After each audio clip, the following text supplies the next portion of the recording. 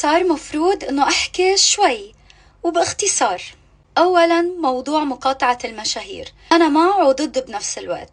أنا مع إنه أنتم ما تتابعوا شخص إذا محتواه ما بيناسبكن، بس أنا حتماً ضد التنمر. مثل بسيط قبل ما أحكي بالموضوع الأساسي، أنا كنت مرة قاعدة مع حدا مشهور كتير على طاولة عشاء، لما وصل الحساب دفعت عن نفسي وبس. توجه لي كلام مهين واستهزاء، وإنه هيدا المبلغ اللي دفعته بالحساب بيشتروا فيه قطعة شاورما، وأنا بالمقابل كنت عم بأسس براندي وعندي مسؤوليات أكبر من عمري. وهلأ الموضوع الأساسي، في حدا شاملني ضمن مقاطعة المشاهير منزل عن موضوع انفصالي.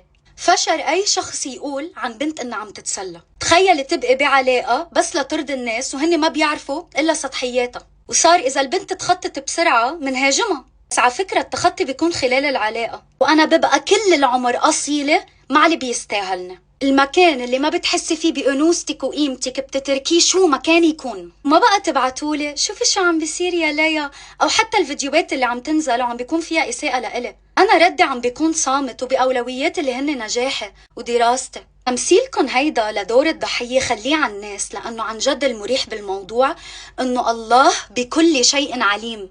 أنا أقدر ثم أقدر ثم أقدر. صح، هيدا شكل رجال بكل هالأنوثة.